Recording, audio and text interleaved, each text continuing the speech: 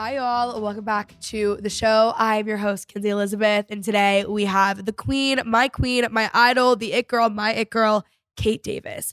Kait Davis is a bull rider wife. She is so cool. She's the nicest girl ever, such a girl's girl. More than anything, though, she is a badass. She's so smart. She has built so many businesses. Things are really popping off, doing so well. And she has it. She just knows what she's doing. I feel like you get to see a very different side of Kait that you don't always get to see just on Instagram and TikTok. She's just the coolest girl ever. And this is such a good episode. But without further ado, let's welcome Kait on to the podcast. I have so many questions for you. I'm ready. First off, how to be you. I need a step-by-step tutorial. I need start to finish. Give me your actual daily routine. I have so many questions. For me, I think I went on this glow up journey from losing a lot of weight to getting a following on accident on social media. So it wasn't like Cooper. this. Yes, at Cooper T. Dave. Everything I have, I credit to Cooper, and even fitness. He lost a lot of weight, and that was his journey to become a world champion, which is a whole nother bull riding thing, but he's really inspired me, and he was the influencer before me. I mean, he was getting brand deals, wearing patches way before me, so he paved the way for me and taught me so much. So I credit everything that I've ever done. He met me working at a tanning salon. So you guys have such a cute story. It's really just, I'm obsessed. We met at Buffalo Wild Wings. He was there. He had long shaggy hair. He didn't say a word to me. Both there eating. What a love story. He's also quiet, and Kait is not quiet. So it's it's so sweet. How was our dynamic whenever you did the behind the shoot story? I'm telling Cooper, tell them this, tell them that. Oh my God, we were obsessed. He was whispering. I'm speak. Say it with your chest, Cooper. So I went to the PBR with Kait, and we did the behind the scenes, and we went underground? Yeah. Is that the right? BTS, I guess. Yeah, the BTS. Behind the shoots. Yeah, behind the shoots. Mm-hmm. And he gave us a tour. Well, obviously, also Matt gave us a tour. Matt gave us a tour, yeah. Credit where credit's due. Yes. And it was just everything to see. It was so sweet, and he is so in love with you. It's so cute. I have a really good man, and my son is enamored with everything bull riding, so he's in everything, knows everything about everything. He's enamored with anything his parents do. I agree. He thinks you guys are the coolest people ever. And even anything with a photo, he's just, oh my God, he's the cutest kid ever. Macy is his number one fan. I love Macy too. Oh my God, he's so cute. He was telling me, Mom, how do these people, when we go somewhere and people will be oh, Cooper or Kait from Instagram. Yeah. He's how do you know those people? He's putting two and two together that social media is a real thing. And now he wants an Instagram. Oh, yeah, it's not happening. His Christmas list was so funny. That's my niece's this year. Yeah, it was out of control. It could put me in debt. Oh, the Christmas list. Totally. And Cooper's where is he learning this stuff? None of us have Apple Watches. None of us have AirPods. I still have Beats from 2018, that I use every day. Yeah. So it's not coming from inside the house. I'm sure people think, well, I'm bougie, but not about Apple products. Stuff that he's asking for. Exactly. Yeah. Okay, seriously, give us you wake up. What's the first thing you do? Give us a daily routine. I started this new thing where I go and do a workout class at 5:30 in the morning. I've seen this. Everybody talks about how you need to start working out early in the morning. I now really believe those people. I thought they were liars trying to sabotage my fitness. They're right. They're right. So I wake up at 5 o'clock and I go straight to a workout class. Cortisol just straight shot up at the beginning of the day. But I have 9 lives in the day now because I'm getting everything done so soon, so early. So I wake up, go to my workout class, come back home to do carpool, and then take my son to school. And then I currently am working on an office in my new house right now. It's in shambles, but I just work at my dining room table. And I do a lot of my own brokering of deals. I do all of my 3 businesses. Well, we just sold the wedding venue, so I don't have to do that anymore, which is a relief, one less thing on my plate. But I don't have any employees other than my warehouse. Do you want to have an employee? I do. I'm actively searching for an employee right now because it was always something that I thought I could handle or control. But once I started this First Class Cowboys business and realized wow, people like this stuff like I do, the demand is there. Lashes is different, the lash company, because so many people can go anywhere and get lashes. But when you're trademarking your stuff, when you're, going the legal route to do things that people can't copy you on, then people want to buy that stuff because you can't just go out and find it anywhere. Yeah, and lashes are a subscription. So they are, you have more of a, I'm a subscriber. Oh, you are? Oh my God, Kait, I've told you this. I had one night where I left after Brooke and Danielle told me about you. I went to I was out with Macy. I was coming home from the stockyard, so I had an hour Uber home. I'm definitely When drunk, is this? right? Yeah. Like months ago. This was probably right around the time that we like somehow met. Sure. Yeah, I found you on TikTok. I think it was a short, because I was like, oh my god, I go 0 to 100. With Me anything too. In my life, like I never kind of like anything or anyone. I'm either like I don't care or I'm obsessed. So I went home. On that Uber home, my drunken Uber home, I order your salad ebook. Oh, did you try any? Yeah, so actually, yes, I did the The first one's my favorite. Is it the Hillstone one? Yeah, Whatever. the Hillstone copycat salad. And then I ordered, not only just ordered Rain Lashes, I became a subscriber. Did you? So which one? Did you remember what lash? The Kait. That was my fave. Yeah. And then I ordered Glimmer, Yeah. which I'm a avid Glimmer user of stan. Glimmer. Yeah. But I get a blowout weekly, so Yeah. like I can't always use it. I thought about bringing it in. It's heavy. You should have. Yeah, it's heavy, so should, you can't like actually. get a. For me, like to get the voluminous thing, I have to kind of like monitor out when I'm gonna do my blowout because it could be really moisturizing. So, but good to I'm know. about the Glimmer train as well. Glimmer, and then I ordered other things that you were talking about. Like I literally did a Kait Davis like shopping spree. The Drunk Lowrider in my Wife Uber edit. home. Yes, on my way home from Fort Worth. It was really fabulous, actually. What and did I they love all of say? them. They were just like this girl. Wait, who say Like, how did we find it? It was because of them. Oh, they were like, I remember exactly where I was. I'll give you the backstory. Yeah. Brooke and I were working out on a vacation, which we never do. That was so out of character. We're big walkers, like, and by we, I mean they're big walkers, so I walk a lot on, like, the trips. But Brooke, like, wanted to go work out. So we're on the treadmill in Cabo, and she's like, do you know this, like, Kait Davis girl? You would love her. She's like, it's so random, because they're, like, New York girls. Like, they're not, like, into, like, really, especially Brooke. Like, Brooke hates even, like, country music. Anything in that, like, that's just, like, not really, like, her.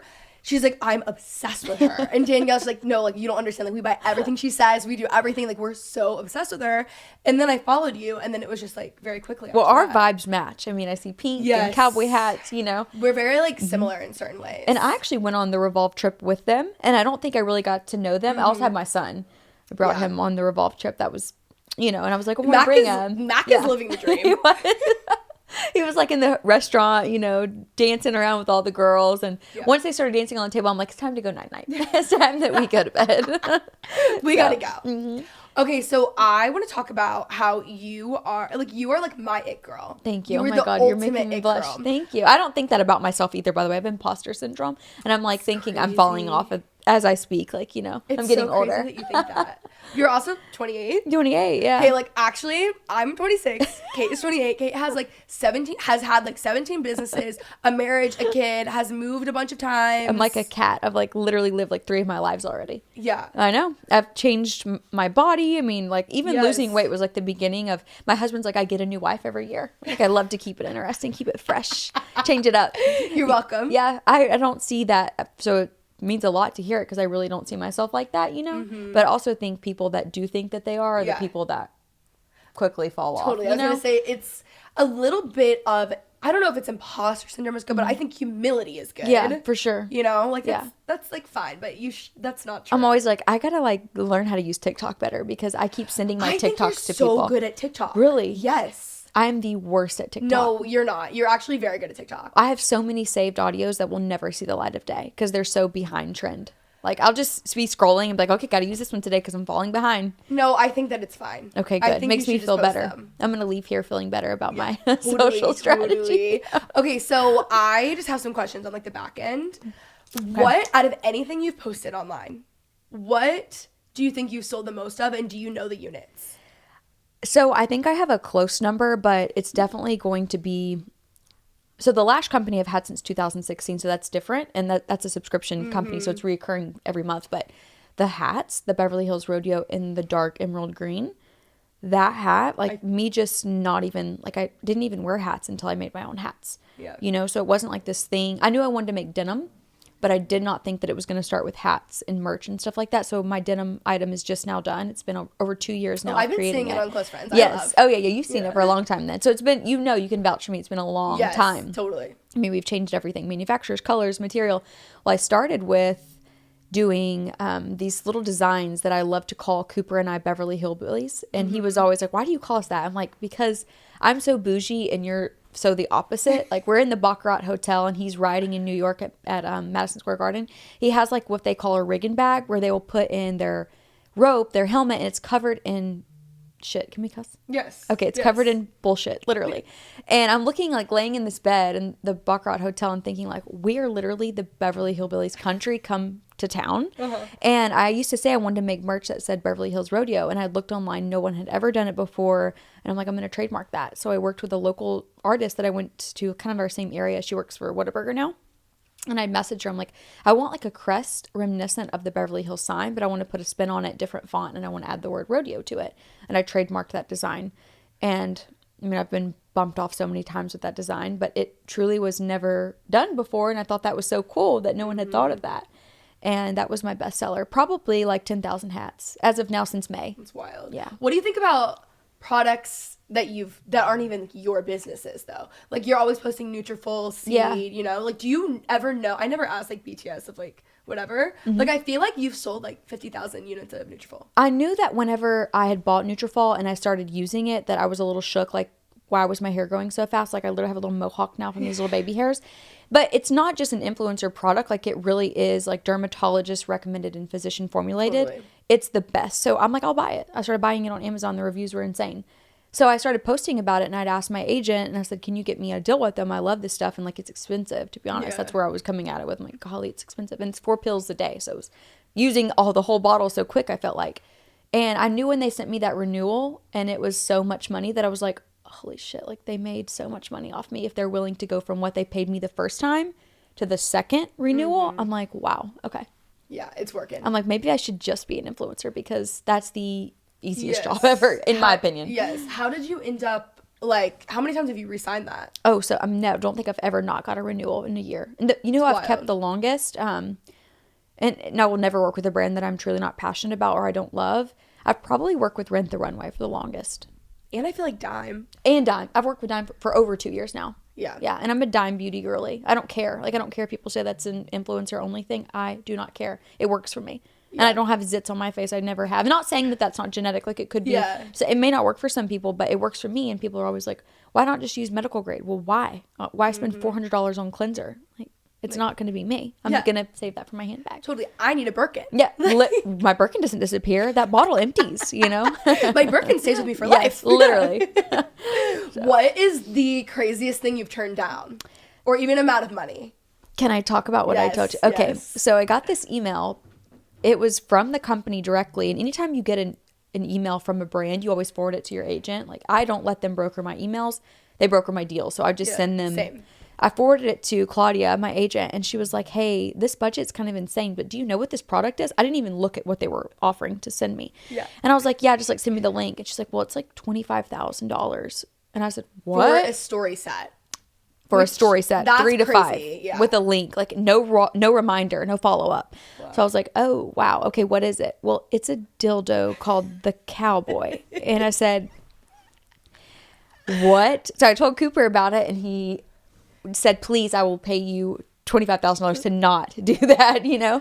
So I didn't do it. The craziest thing too, like with dildo deals, like Macy and I, that's like one of our go-to things. We'll be like, how, like, we'll just be like, how much, like, how down bad do you have to be? And like, it works for certain people's brands. Like, that's the thing. Like, certain people can do like the more of like sex toys, whatever, and it works for them. And I don't think anything of it. Like, if I were to do it, it would just not make like. Well, the Cowboy did a line. No, like the Cowboy did a line. What would you do? Like, let's just like create a direct this. Okay.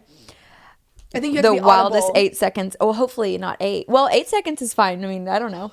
Maybe the wildest 8 seconds of your life. Oh, that's good. For those who don't understand, in bull riding, you want to be on the bull for 8 seconds. That's like the whole thing. If not, no score.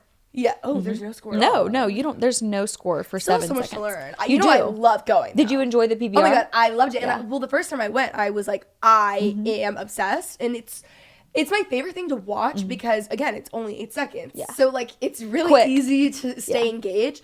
And then, I mean, you know, anything that's, like, Southern, like, Western. to me, sports, I can't stay. Like, a football game, I'm like, oh, my God, this is the longest. Like, where's the 8 second rides, you know? See, I love, like, hockey and basketball because you can stay in tune. And then I love football just because it's so nostalgic. Like, growing, like, something about it is very comforting. But I wouldn't say it's, like, the most, like, there's bad games and you're stuck there for 3.5 hours over you know? It by then, but like never with the PBR. No, and that's honestly, I think too, that's why I love going so much, and I'm still such a huge advocate for being there for Cooper even 10 years later together. I've never been like, I don't want to go to that PBR.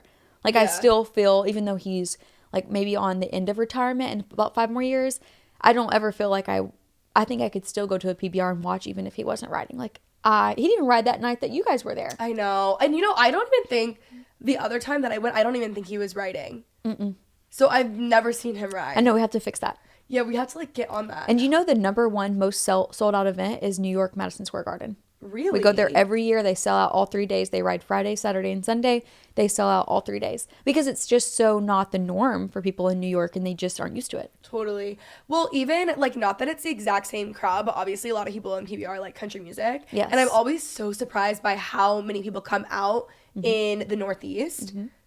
Because it just like you New Jersey, huge spot. Huge spot. But I think they have a lot of farmland, I think. It's what Cooper said, cattle there. Yeah, that must be it. Maybe. All I know is when we go to the Staples Center in LA and it's packed. I mean, there's like rioters and protesters out front, but it's packed. They're like, don't go in there with your son. I'm like, yeah, I have no idea. Little do you know. Little do you know. So, but people are so uneducated when it comes to bull riding. Like if you hurt or harm the bull, you are fined $50,000. Some people are never allowed to come back because the people that own the bulls are called stock contractors. And if you mistreat their animals or how they make their living, they won't stand for it. I mean, the whole purpose of the PBR is to protect the animals as well as the riders. It's not just for, profit of the business or profit of the riders. The bulls make money, so the riders make money. The bulls have a great little setup in the back of the arena. They are not mistreated if someone even suspects that they have the wrong spurs on. So like there's so many laws and rules when it comes to bull riding that if you have the wrong spurs, one of my husband's friends was fined $50,000 and you pay or you don't come back next week to make money. Wow. So it's like either you find a new career or you pay your $50,000 fine. Don't they protect like the bulls more than they even do the riders? 1,000%. Like there's so much to say about that, but on the side of it's definitely that way. I want to talk a little bit about PBR. I learned so much from you at lunch. Can you explain, like, because the PBR just celebrated 30 years, right? They did. So they broke off from the rodeo. Which is PRCA. And wasn't it like IMG that did that or something? WME? WME IMG bought the PBR. Okay. And also known as Endeavor. I'm not sure if they're the same company or not, but the same people that own like the UFC, I believe. I could be misspeaking, but I know that they owned like Miss America at one point, and every single PBR there would be like the Miss of the state. So that's how I figured that out, just by Googling, because they don't really tell the riders. Like it's owned now by a huge corporation, or whatever the business is that owns them is huge. It's way above what started it. So what happened was, I guess 30 years ago, 20 riders broke off from the rodeo circuit, and rodeo's every single event, not just bull riding, but they put bull riding at the end because it's the most interesting event in the rodeo, so people will stay to watch to the end. So they were like, well, if we're the most interesting thing here, let's break off and create our own thing and just be bull riding. So the PBR was started with each of those guys putting in $5,000, and we heard that they sold their shares for like $20 million. I don't know if it was a piece or I'm not sure. I had no idea how much money was in bull riding. Same. Until I got to know you, really. Yeah. Well, it can be and it can't be. Mm-hmm. And the most lucrative part of bull riding is your sponsors. So I can brag on my husband. I'm allowed to do that. But he has been in the top of his every year. Like he's a humble king. He would never even like me saying this. He's the most humble person you'll ever meet. For sure. Yeah. And I think like he's so quiet and so private, and I'm totally the opposite of him, by the way. But he is so great and supports me at everything. So I love to like hype him up and gas him up, because he's always like, well, one day I'm going to be, a nobody. And I'm like, no, you're not. You're a world champion, and you've been around. You've been in the running to win the world championship almost every single year. Not many, if anyone, can say that consecutively. Like there wasn't a year that we went to the PBR finals that he wasn't up to win the world, which is like considered to be number one in the world, and you get $1 million, which when you win $1 million at 20, you're like, this is so much money. It's really not, Yeah. It's really not. And you don't get $1 million at once. You get it every year. You get 100,000 every year for 10 years. Oh. Yeah. Interesting. Yep. So they make it out to be like, which is great. I think it's an amazing financial thing for the guys. So Cooper's still getting his $100,000 a year. Mm-hmm. It hasn't even, I think he's got 4 more years left. I'm not even sure. So that's another really interesting thing that I didn't know until he won. And say that once you become a world champion, you get paid more money to do PR. So like we're going to New York, and we're going to be there for a whole week. He'll get paid like $3,500 just to be there and do PR, which doesn't sound like a lot, but then you're there and he's commentating now, which he gets paid to commentate. So if you really are smart and you leverage your career, you can stay involved and get a salary job and become a coach for these teams. So the most lucrative part of bull riding is the sponsorships. Yeti area, like people like that who are very much ingrained in the Western culture. Yes. So that's, people don't even realize. They think like, oh, you can Google what you made this year. Yeah, but that's not what's paying your bills. The sponsors are paying your bills. And on top of that, they're like influencers. They all have They're followings. athletes. Like, it's the same thing for an athlete. It's all the sponsors that are coming in. I think they're underpaid compared to other professional athletes. Because the next thing I wanted to bring up was, what did you tell me that they get more more viewership than like than some NFL, than the NFL on Sunday on CBS Sports. Crazy. So we were shocked to hear that as well, because do you think, I mean, not to sound terrible, but I don't think that they want the writers to know that, because then it kind of puts a little like, well, we want to get paid as much as they do, which is not realistic, because when you're in a PBR, there's not as many people there than there is in an NFL game, because I think there's more hardcore NFL fans and it's just more known. It's more accepted. So as in when you're just tuning in on the channel, who's more likely to stop? Well, bull riding or football? Yeah. What's more likely to convert a fan? Bull riding, because you're not used to it and you haven't heard of it, or you're enamored with it, so it's you get fans more easily online. People aren't just going to stumble into a bull riding versus like they maybe would a football game. People will go to a football game as a social function. Like, they don't even have to like the team. Yep. Bull riding, people don't really think to go or know to go. Or they just don't know what to expect. Maybe they think they wouldn't like it because they don't like country music. Yeah. Or maybe they don't like it because they don't like, country things in general. But so many people go there and they hear the music and they're like, this is not country music. Yeah. Because they're playing rap music. They're playing rock music. It's a production. It's a show. It's not it's not a rodeo. It's so crazy. Like, it is, I cannot recommend going enough. It's really fun. I have questions about both of you guys, because how did y'all both of you, I feel like, are so business savvy and entrepreneurial. How did that happen? I always knew that I wanted to make my own money and do my own thing. I was always called a gold digger when I started dating Cooper. He lived at home. He had a dog. I was like, what was I going to take? His dog? Like, he didn't even have his own dresser. Like, he had to leave that with his mother. Like, what do you mean, a gold digger? So when we met, elaborate. Yeah. What am I taking? Tell me more.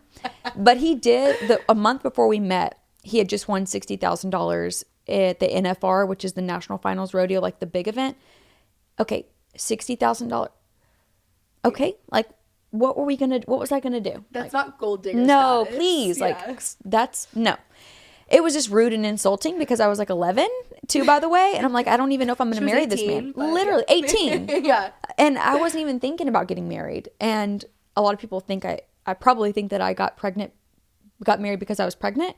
I met Cooper in January. He proposed to me in June or July. I was pregnant by October. She also had no idea who was proposing, by the way. That's like no idea. Yeah, I'm at work. And I'm sitting there, and I went from working at a tanning salon when we met. This is like 6 or 7 months in. I'm working at this home building place, and I ended up becoming like a superintendent of construction, which way underqualified. I was like 19 years old at this time. Should not have been doing what I was doing, but they needed me there to do it. And I learned so much about construction, but that's a whole other thing. And I always wanted to be the best at my job. So I was the only person working in this office, like managing all these subcontractors on working on these like government houses that were torn down by hurricanes. And so I'd work till really late in the night to pay all these subs. And so Cooper had sent flowers at 5 o'clock that day when the day was over. Well, I didn't even read the card, just assumed they were from Cooper. So 6:30 rolls around and he texts me. He was like, did you get my delivery? I was like, okay. Like, he's like, read the card. So the card says, go to the first place that we ever met, which is at Buffalo Wild Wings. So I'm like, oh God. So you're in like work clothes. Work clothes. Like Target slacks. Mm-hmm. Yeah. And like a TJ Marshall's blouse, because I still absolutely fuck with TJ Marshall's. Oh, same. Yeah. So I went from there to the first place we met, which is Buffalo Wild Wings. And the guy that he was with, that I went to school with at Buffalo Wild Wings, was standing there with another card. And I'm thinking, we're going to Cancun, all inclusive. Like, we're going to Mexico. That's what the end of this trip's going to be. Yeah, coming in hot. Yeah.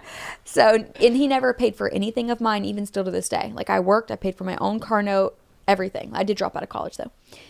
But planned to go back, but looking back now, that was dumb. Mm-hmm. And he gave me this card and it said, go to the first place that we went on a date. The guy that I'm friends with Cooper.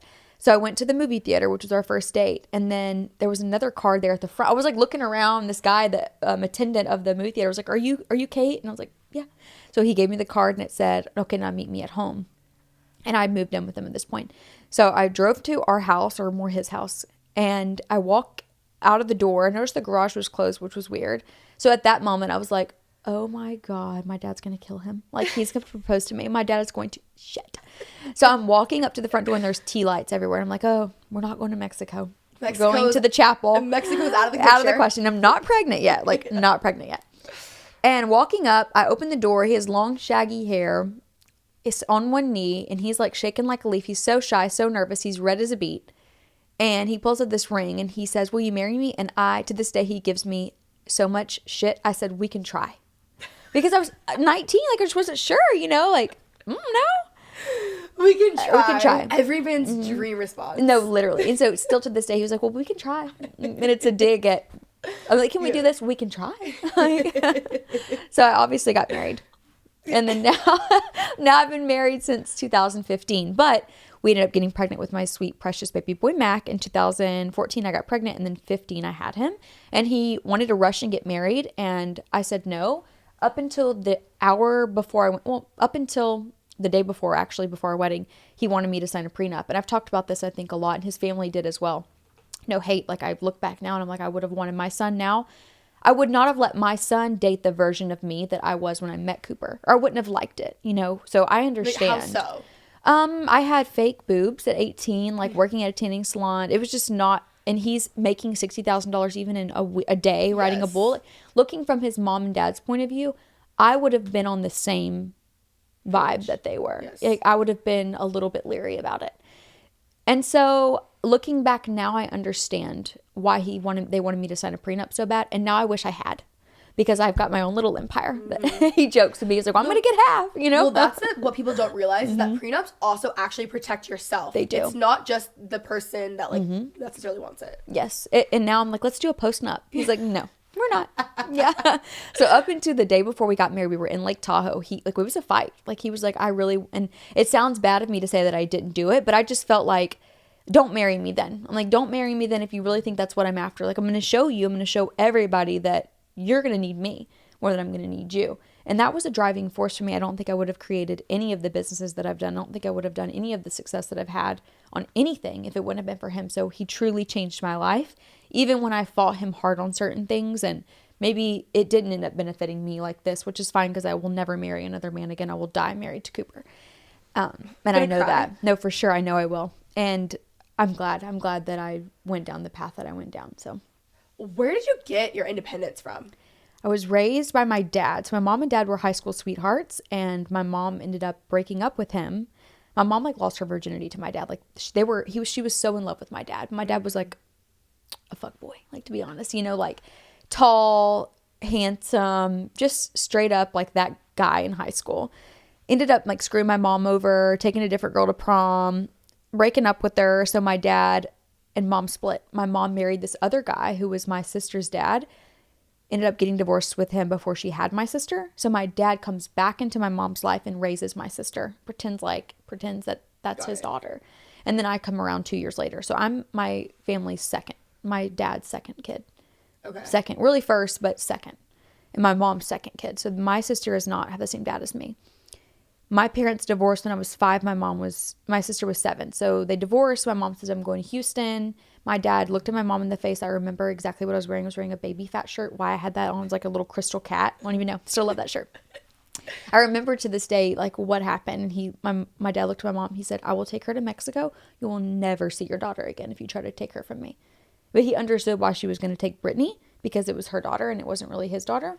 And so she left to Houston, which was 2 hours away. And I always try to be like careful about what I say, because I love my mom so much and I don't want to hurt my mom, on any level, because I know she has regrets about like how she had to go and like didn't want to take me. And thank God she didn't, because if she would have taken me from my hometown, I would have never met Cooper. Yeah. I would have never been at that Buffalo Wild Wings. I would have moved to Houston with my sister, and who knows where I would be today.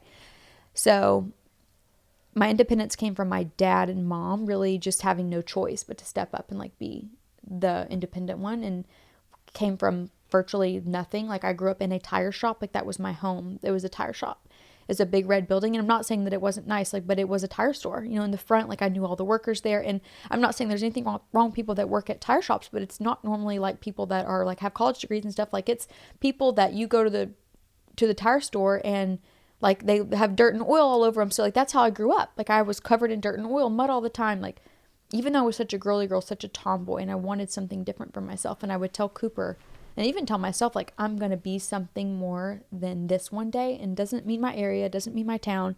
It just meant that I knew I had like a drive in me and I was going to do something more. And when you have it, you know what I'm talking about. I think also, like, that's a lot of my family, like, in not where we live right here, but I think they have such high work ethics. So it makes sense, aside from the independence, being such a hard worker when you grow up in that environment. Yep. You know? Yeah, you do. And I've watched my dad like bust his butt. He didn't own the shop. His grandpa did. I mean, his dad did. So my grandpa owned the shop. And I remember moving in there because my grandma died and we had to like live there and take everything over. And my dad has worked there since he was 15 years old. He's given his life to that business and he's missed like all my stuff in school, like all my track meets, all the cheerleading stuff because he had to do that. So growing up, I knew that there was something different about my journey because I became head cheerleader twice with no mom. And all the other moms had their mom at the cheer event, had their mom there. So I'm like, well, even though I didn't say this out loud, I'm like, well, there's something different about me that I can do this without a mom. That's because I don't have a choice, you know? Yeah. And not, again, I don't want to say things to like insult my mom, but she wasn't there. You know, she was 2 hours away raising my sister. So, and I had a stepmom too that was involved. Yeah. So, but like more involved than my mom, obviously, because she was there and with my dad. So, yes, I feel this way about like talking about things and not wanting to, especially like when it's later in life and you've worked through a lot of like family stuff and you have good relationships. I feel the same way. I think it's just like, it's not necessarily like personal towards them. It's just like, this is what it was. And like, that's just, you know what I'm saying? you can't change it. You can't. And there's certain, like, I still protect so many parts of my life and will forever. And maybe Yes. only Cooper knows because it's just not worth telling a story to the pain that maybe they regret or like my mom leaving. Like, I'm sure that probably hurts her when I say that, but I'm like, that was my story. And people want to say, well, you had like a great family life. Like, maybe that's why you have it so easy now. Like, no, I hustled my ass off to get here. And that's because my dad was doing it by himself, you know? Like, I remember my school pictures, like my hair was always so whack because my dad would do my hair, like no bow, you know, like complete opposite of like what my daughter would be, like, to the nines. And now the things that you didn't have growing up, you want to give to your kids, you want to do for your kids. So I'm actually so glad that I had a boy because I wouldn't even know, like, I think I would be that overkill mom, like if I had a daughter, because I lacked that so much growing up. So Totally. Have you ever seen One Tree Hill? never. Oh my gosh, you need to, well, you don't, do you watch shows? Well, I you know, I found, I so. really don't, but I did fall in this rabbit hole watching Gilded Age on HBO.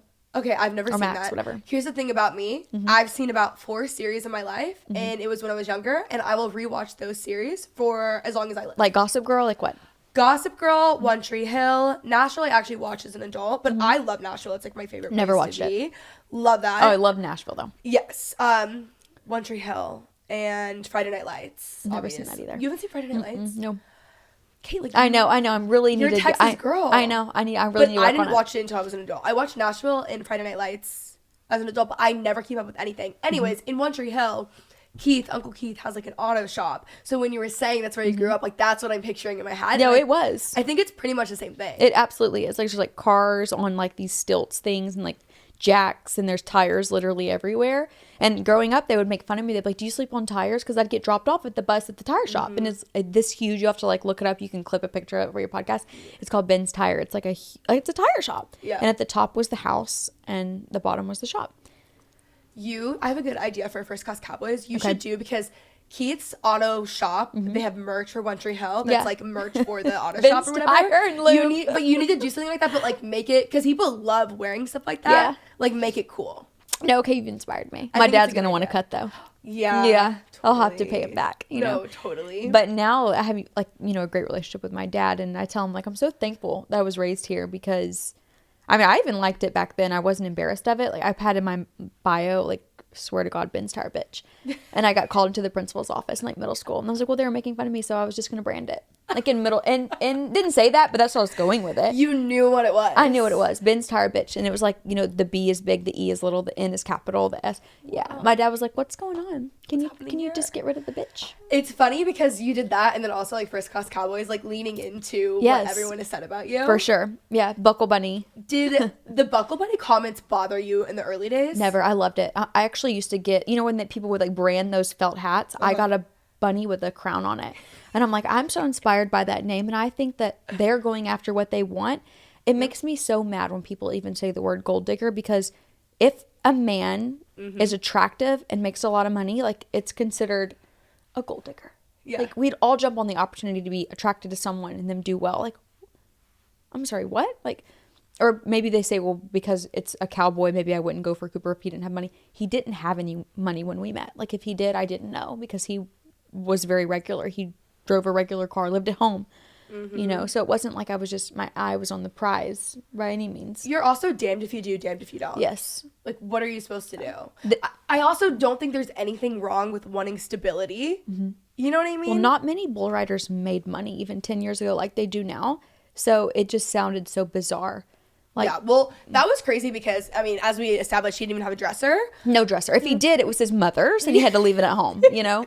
Like Totally. We had to get new furniture in the new house. But the topic of being a gold digger in general, it's just like... At 18. I mean, I get it now, though. Like I said, I get it. And if my son dated a carbon copy of me without knowing what was inside of her, I just don't know if I would have allowed it. I would have been more vocal than my husband's mom. I would have gone down swinging. I actually think it would be very scary. I'm so terrified. And Cooper's like, well, you shouldn't do that because, you know what you went through. And I was like, I am going to put your mom to shame compared to what I'll do. Do you think that you'll either have almost more empathy and understanding? I hope so. I'm just being, you know. No, I could see it going either way, though. Yeah, no, I don't know. I don't know. think there could be a part of you that you really see something in her and gets her, or you're the complete opposite, and it's just like a no-go. Could be. I mean, I'm just kind of being funny by saying that because it did hurt me a lot when I would hear it, but God, it motivated me so much. And now I have a great relationship with my in-laws, great relationship with all of his family. And they tell me all the time, like, we're so proud of you and we're so sorry. Like they've physically said those words, you know? So, I mean, yeah. It ended up like working out. Yes, it did. And now like she wears my Beverly Hills Rodeo hat everywhere. Aww. So I'm like, if only little 18-year-old me could see now, like what we have all become and what has, you know, transpired from how I thought I would have to. We almost got a divorce many times about it, or not ended up getting married because of the prenup or because of certain things. But I did not have a pot to piss in or a window to throw it out of whenever we met. So I understand their hesitations. Like, I do get it now. I get it now. Yeah, totally. And for sure. I want to talk about how many times you've changed your life just in the past decade. Because 18 to 28, you've done so many things. And even in, like, business alone, like, not even, like, the health journey, you have pivoted and evolved and changed so much. And that's a really hard thing to do. And I think some people either, like, you naturally have it and you just are smart and savvy and you make it work and you just fix it. And then on the other end, people get two in their heads. Yes. So if people are trying to have like their Kait Davis glow up journey in any area of their life, like what piece of advice would you give them for the first step? I think for me, it's just always never getting comfortable. Like I truly never feel like I've done enough. Like I feel like I could do more, could do more. Maybe I should do this now, do this. And I think once you start getting complacent, everything goes downhill. And maybe I take it too far, like even with moving so much, I'm a little bit like you said, 0 to 100, and it's either this or that for me. I don't ride the middle of shit. Like I'm either in or I'm out. It's black or white for me. There's no gray area. And I think it would just be don't get complacent, because when you start getting complacent and content and feel like this is enough, it's gone like that.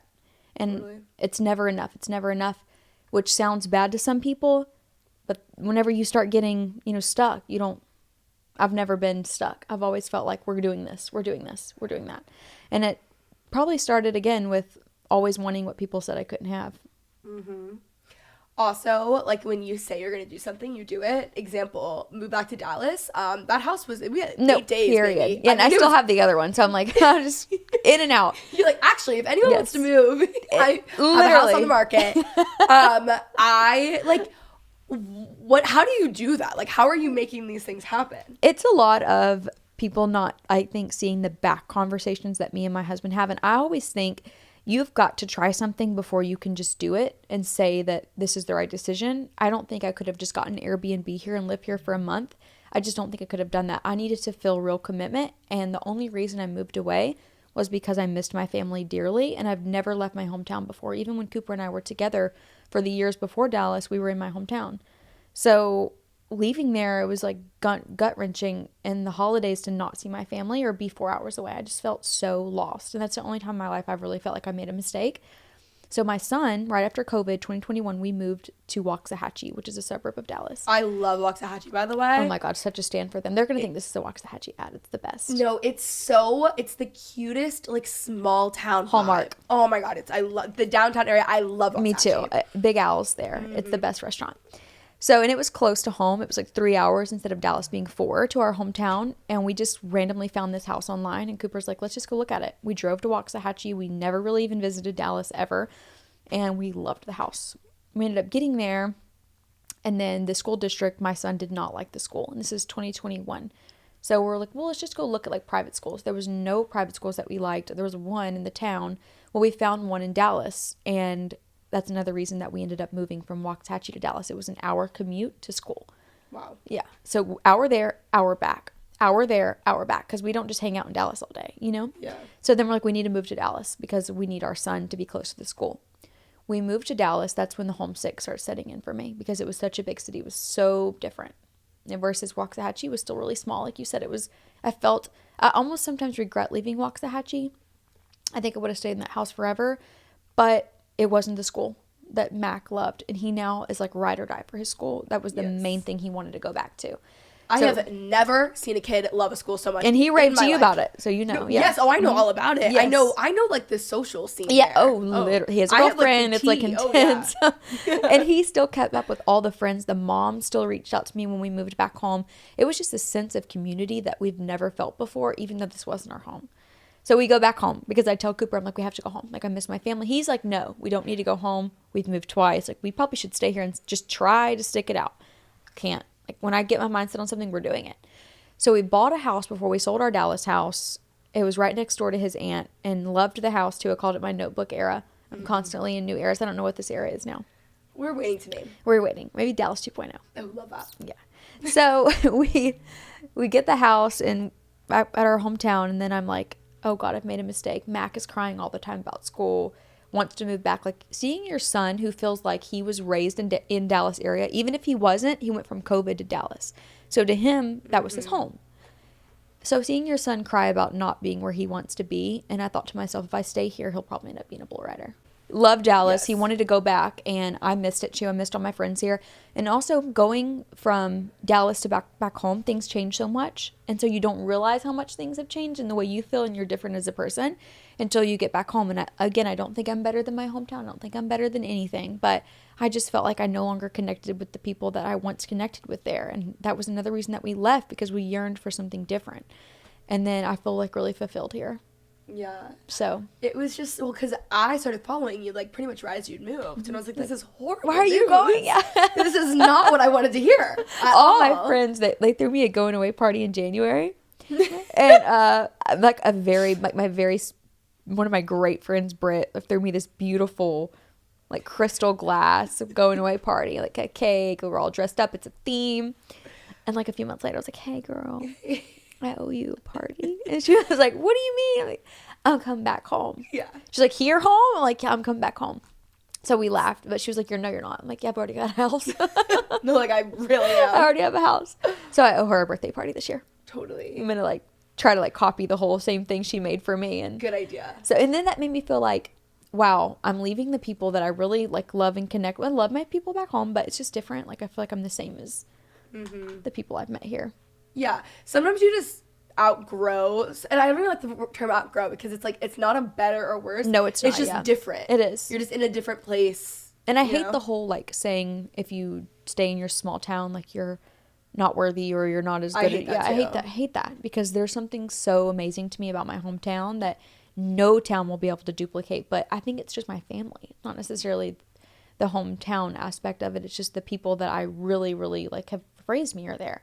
So that's the hard part. But I love a hometown. Me too. I love a hometown, but I think I don't like that narrative, because I also don't like the idea. I feel like it also pushes that like you have to be in LA or New York in order to like make something of your life or yourself. And I just disagree so much. I lived in LA for years too, and like I just don't think so. I'm also not interested in anyone who lives in LA, because that's just like not what I connect in as far as like consuming content. So yeah, I just think like, I don't know, I don't like that. I've never like followed LA, but no hate to like LA, but I've just never like followed like a lot of LA people at all. Yes. Because again, it's not my vibe. There's no like common ground. Nothing about that inspires me, but something about Dallas just, it wasn't Houston, because Houston's bigger than Dallas and it's closer to us. It would have been easier to move to Houston. My sister lives there. My mom lives there.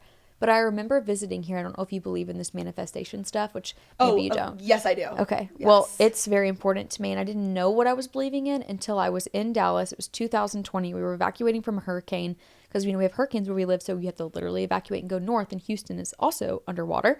So you have to go to Dallas. It's typically where we always went. We came here and Cooper was at a bull riding in Oklahoma. So he wasn't even with me, because the bull ridings don't stop even if your house is 6 feet underwater. So still have to ride. And so I'm holding on the fort in Dallas, me and Mac, and we're at this park. My sister evacuated from Houston with her son there. I remember telling Cooper, I'm going to live here. This is a year before we moved. And he was like, no, you're not. Like, we're never leaving our hometown. Like, this is where I'm going to live forever. I'm like, I am going to live here. And I look up the houses nearby. It was like on Preston, a park on Preston. I was like, I'm gonna need like $4 million to buy a house here, which is insane. Yeah. Like, it's people don't really realize that like the houses in Dallas to me are outrageous compared to what you could even get 10 miles out of Dallas. It's so ridiculous. They are outrageous. Also, it's so much worse than it used to be. Even like my actual hometown outside of Dallas, like the price, unbelievable. Well, everything around the world, I'm sure, has gone up since COVID, but totally. It's just on another level, and it's just not really something that I knew if it was ever going to be possible. But I remember that day to this day, again, what I was wearing. It's like anytime there was something like a core memory, I remember what I was wearing. Mm-hmm. I don't know if you're like that, but I was at the park with Mac, and I just told him, like, I'm going to live here. And then a year later, it never left my mind. Like, that's where I needed to be. Yeah. So I had a similar experience with moving back to Dallas. I was driving. I was home for winter break because I was in college, and when I first moved back, I wasn't moving back fully. So are you from here? I'm from McKinney, so I'm from the suburbs. And then I was living in LA, and I went to college in LA, and then I was coming back. But I was in the car with my ex-boyfriend. We were driving at North Park, and I just had this weird, and this is how it always goes for me. This is why, like, I know it deep in my soul that I will also be in Nashville at some point. Mm-hmm. Like, I just had the same kind of feeling about Tennessee. Not full-time necessarily. They're like similar, Dallas and Nashville. And that's the other thing. People are like, why would you split your time? Because they're like pretty much the same city. To me, they're the same. They're so similar. Nashville's more party, but. Yes, Nashville's more party, and Nashville is more like country music and whatever. Yes. But anyways, I had this feeling, and we were driving around, and I was going through, and I'm like, I just, out of nowhere, I was like, I have to move back. Like, I just know that I know that I know. Isn't that weird? And I can't describe it. And then we were looking for a place to eat. So in college, I used to eat at Honor Bar like pretty much every single Sunday. The best salad. Favorite restaurant Dings. ever. So good. Chicken sandwich. Like, oh my God. And we were in the car. We were looking for a place to eat. I like put in my maps, and it was like restaurants near us. We were like driving through Highland Park, and then I saw Honor Bar. I didn't realize Honor Bar had opened in Dallas. I had no idea, and that's when I was like, okay, Kate's close. I'm moving. And then I went to Honor Bar every single Friday. You go every Friday? We used to do girls' dinner every Friday there, and now we're kind of moving on. You know, I've kind of moved on to Hudson House. I love that too. Well, you need to invite me. Yeah, we need to do a Hudson House date. I'm ready. Okay, amazing. Their burger, I heard, is really good. It's so good. I literally have leftovers in my fridge right now. I need to try it. I had it last night. It's so good. No, I don't think I've actually ever eaten there. Oh my God. I think I might have just been there in passing after one of Mac's basketball games and didn't eat, but. It's so good. The banana nut espresso martini. Okay, good. Pencil me in. I'll make us a reservation. Perfect. We gotta go now because it's Christmas. Yeah. No. Okay. Is it like Christmas decorated? Oh, I'll show you a photo. Okay, I'm ready. I took Brooke and Danielle out there last night. They loved it. It was amazing. Okay, thank you so much for coming on. Yes, thank you for having me. I'm just really gonna like lean into this and just have you on multiple times. Come on, pull me back. Mm-hmm. I'm ready. Kate says she doesn't really do podcasts, but she was doing it for me as a favor. So yeah, she came to my first class Cowboys event, and I'm not saying I'm just sought after by any means, but I got a lot of requests. I'm like, no, I just sound really dumb on podcast, which is my personal, like, listening to myself back. I'm like, I cannot believe I said that. Everyone feels that way though, and it isn't actually true. Well, I guess I just have that, imposter syndrome. Like, you should not be giving business advice. That's how I feel. Or you should not be saying that, which I probably shouldn't be, because most of my stuff is just because of Cooper and not really, there's grind in there as well. But I think that there's a lot of people who have a setup like that and they don't make what you've made out of it. So I think, like, yes, a lot of credit to Cooper in the sense, I think it's less of his career, more of what he's like given you, like, emotional, like, yes, yeah, more, you know what I mean, like the emotional support. But I don't think it's fair to say it's only because of Cooper. Right. No, I appreciate that, but I think, like, it kind of just makes me realize if I would have stayed in that same environment and never met Cooper, probably wouldn't be doing this podcast right now. Yeah. Actually, I know I wouldn't. I just feel like people have a lot, like there's always things like that. Like the idea of being self-made to me like doesn't exist because it always is like a combination of a lot of people that have like poured into your life. Factors and luck and family. For me, it wasn't family, but it was like love. Or people who haven't, like when people like different responses, just like everyone is informed by something. I also think too, like I hate when people are like, well, just go harder. Like, no, not everybody can just go harder. Like, you know, like there are certain things that helped us get to where we are because of this is why I'm here. So I like to just say, well, I'm not just an influencer because people just started following me because I had great content. People started following me because of Cooper. So that's how I built a business. That's how I got subscribers. That's how I got, you know. So for me, in my personal experience, if I wouldn't have taken what he gave me, but if I would have never gotten it, I would never be here. Yeah, so, totally. At Cooper T. Dave. Follow Cooper. Biggest fan. Okay, well, thank you so much for coming on. Thank you for having me. Where can they find you? At Kait Davis, Kait. My real name is Caitlin, by the way. Yeah, I would have guessed that. Yeah, probably. But some people don't. They're like, is it Kait or Caitlin? Either one. Because you spell it Kait. Yeah. I knew that. But some people call me Kait, Katie, Caitlin. You to me are such a first name, last name person. Like Kait Davis, yeah. Yeah. People call me the full name. Yes, but then like when we're with friends and they're like Kait, I almost like takes me a second. And I'm like, oh, Kait who? Because I'm like, it's just like you're such a first name, last name girl to me. Kait you know? Davis. Like McGuire's always like Kait, and I'm like, it's just so weird. Like you're Kait Davis, you know? That's true. Well, thank you for having me. I've really enjoyed this. Maybe I'm going to break out of my podcast retirement. Yes.